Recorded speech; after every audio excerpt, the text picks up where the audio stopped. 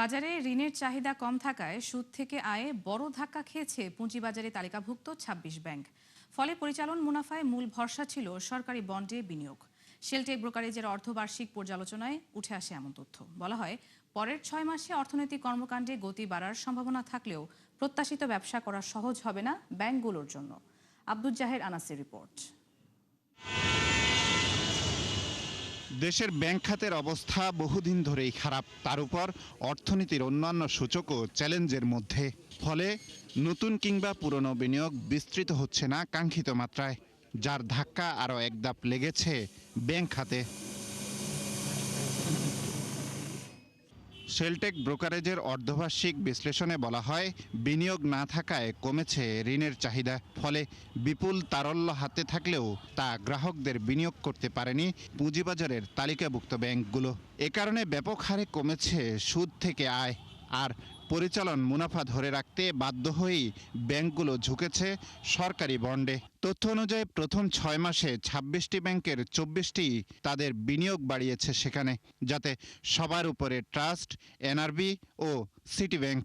আর টাকার অঙ্কে সবচেয়ে বেশি ব্র্যাক, পূবালী ও ডাচ বাংলার। যেমন দেখছি প্রাইভেট সেক্টর সম্পূর্ণ প্রস্তুত ঋণ নেওয়ার জন্য, কিন্তু ব্যাংক তারল্য সংকটের কারণে দিতে পারছে না। তারা অধিকাংশ তারল্য ইনভেস্ট করে ফেলছে ট্রেজারি বন্ড বিল বা সরকারি কোটা খাতে। ওইটা হবে কোশ্চেনেবল। যতক্ষণ পর্যন্ত প্রাইভেট সেক্টর ঋণ নেওয়ার জন্য সম্পূর্ণ প্রস্তুত না হবে, ততক্ষণ পর্যন্ত আমরা ব্যাংকগুলিকে কিছু বলতে পারি না। প্রতিবেদনে বলা হয়, ৬ মাসে ৩ ব্যাংকের পরিচালন মুনাফা ছিল নেতিবাচক, আর ইতিবাচক ছিল ২৩টির।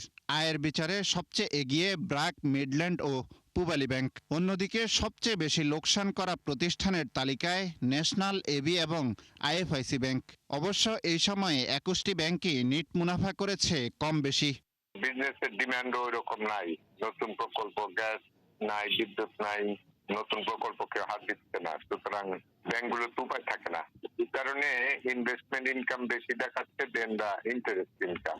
ওই ট্রেজারি বিলের থেকে যেটা আসছে ওইটা ইন্টারেস্ট ইনকাম হিসেবে দেখানো, ওইটা ইনভেস্টমেন্ট ইনকাম হিসেবে দেয়। ওর ফলে এই ইন্টারেস্ট ইনকাম গুলো কমে যাচ্ছে, আর কিছু ক্ষেত্রে আসছে একেবারে রিয়েলি ইন্টারেস্ট ইনকামও কমে যাচ্ছে অনেক ব্যাংক। জানুয়ারি থেকে জুন পর্যন্ত আমানত বাড়ার ক্ষেত্রেও ভালো অবস্থানে ছিল ২০টি প্রতিষ্ঠান। আব্দুল জাহের আনাস, ৭১, ঢাকা।